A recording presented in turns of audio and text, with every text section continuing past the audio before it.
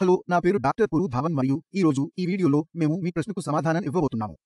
Ketamine మరియు uric acid మధ్య సంబంధాన్ని వివరించే యూట్యూబ్ వీడియోలలో ఎవరో వ్యాఖ్యానించారు. కాబట్టి ఈ రోజు నేను మూత్రపిండాలు దెబ్బతిన్నప్పుడు మరియు యూరిక్ ఆమ్లం కూడా పెరిగినప్పుడు కెటామైన్ ఎందుకు పెరుగుతుందో వివరించడానికి ప్రయత్నిస్తాను. మరి కిడ్నీ పని ఏమిటి? రక్తాన్ని శుభ్రపరిచి శరీరంలోని మురికిని తొలగిస్తుంది.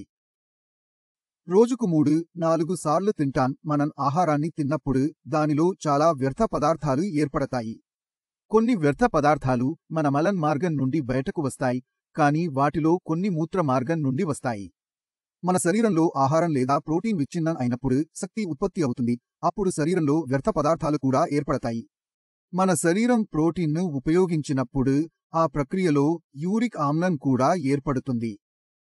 ఇప్పుడు శరీరంలోని ఈ యూరిక్ యాసిడ్ ను సేకరిస్తే అది మన చిన్న కీళ్లలో పేరుకుపోవడం మొదలవుతుంది. ఇక్కడ నొప్పి మొదలవుతుంది. మన ఎముకలు మెలితిప్పడం మొదలవుతాయి. మూత్రపిండాలు సరిగా లేని రోగులలో మీరు దీనిని చూడవచ్చు, కానీ వారిలో యూరిక్ యాసిడ్ చాలా పేరుకుపోతుంది. దీనిని మనం గౌట్ అని కూడా పిలుస్తాము. వారి నివేదికలలో కెటామైన్ విలువ సాధారణం, కానీ యూరిక్ ఆమ్లం పెరుగుతుంది. ఆ కారణంగా వారి చిన్న చిన్న కీళ్లు, వేళ్లు, కాలి వేళ్లు, మోకాళ్లు, భుజాలు అన్నీ చాలా బాధిస్తాయి.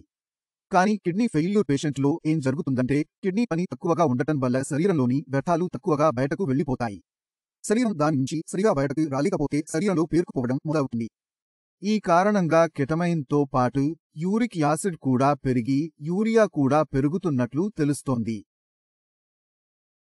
ఎందుకంటే వాటిని శరీరం నుంచి బయటకు తీసుకురావడమే కిడ్నీ పని. ఇప్పుడు ప్రశ్న ఏమిటంటే శరీరంలో 3 వ్యర్థ పదార్థాలు మాత్రమే ఉన్నాయి. అది అలాంటిది కాదు. శరీరంలో వ్యర్థ పదార్థాలు చాలా ఉన్నాయి. ఎందుకంటే ప్రయోగశాలలో కెటామైన్, యూరియా మరియు యూరిక్ ఆమ్లాన్ని పరీక్షించడం సులభం. అందుకే కేఎఫ్టీ చేసినప్పుడు ఈ మూడింటిని చూపిస్తారు.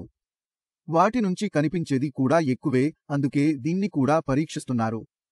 ఎందుకంటే యూరియా పెరిగితే తినడం కష్టమవుతుంది, వాంతులు రావడం మొదలవుతుంది, మైకము మొదలవుతుంది. కెటామైన్ చాలా పెరిగితే కండరాలలో తిమ్మిరి ఏర్పడడం ప్రారంభమవుతుంది, బలహీనత అనుభూతి చెందుతుంది. అక్కడ యూరిక్ యాసిడ్ పెరగడం మొదలు పెడితే మన కీళ్లు దెబ్బతినడం, శరీరంలో నొప్పి ఏర్పడటం మొదలవుతుంది. కాబట్టి మందు పెట్టాల్సి వస్తే శరీరంలో వచ్చే లక్షణాలను బట్టి మందు వేయాలి. రిపోర్టు వచ్చినప్పుడు రోగి శరీరంలో ఏది పెరిగిందో, ఏది తక్కువో ఆ రిపోర్టు తెలియజేస్తుంది. ఏదైనా పెరిగితే దాని పెరుగుదల వస్తున్న లక్షణాలు, వారి సంబంధాన్ని అర్థం చేసుకోవచ్చు. రోగి శరీరంలో నొప్పిగా ఉందని, చేతులు నొప్పిగా ఉన్నాయని, కదలడంలో సమస్య ఉందని భావించండి. యూరిక్ యాసిడ్ పెరిగిన కేఎఫ్టీ రిపోర్టును మనం చూస్తాం. ఇప్పుడు శరీరంలో నొప్పికి కారణం యూరిక్ యాసిడ్ అని డాక్టర్కు తెలిసింది.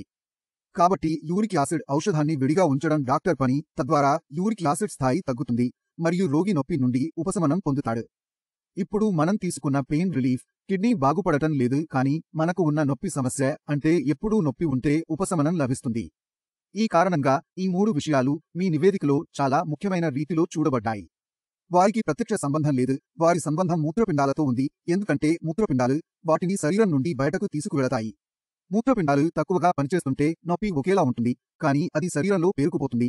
దీనిని మనం కేఎఫ్టీ నివేదికలలో చూస్తాము. ఈ వీడియో నుండి యూరిక్ యాసిడ్ మరియు కెటామైన్ మధ్య సంబంధాన్ని మీరు అర్థం చేసుకున్నారని నేను ఆశిస్తున్నాను. అయినా మీ మనసులో ఏవైనా సందేహాలుంటే, ఏదైనా అడగాలనుకుంటే డాక్టర్ అందుబాటులో ఉన్నారు. నేను కూడా అందుబాటులో ఉన్నాను. మీరు రావచ్చు, మనం కలుసుకోవచ్చు.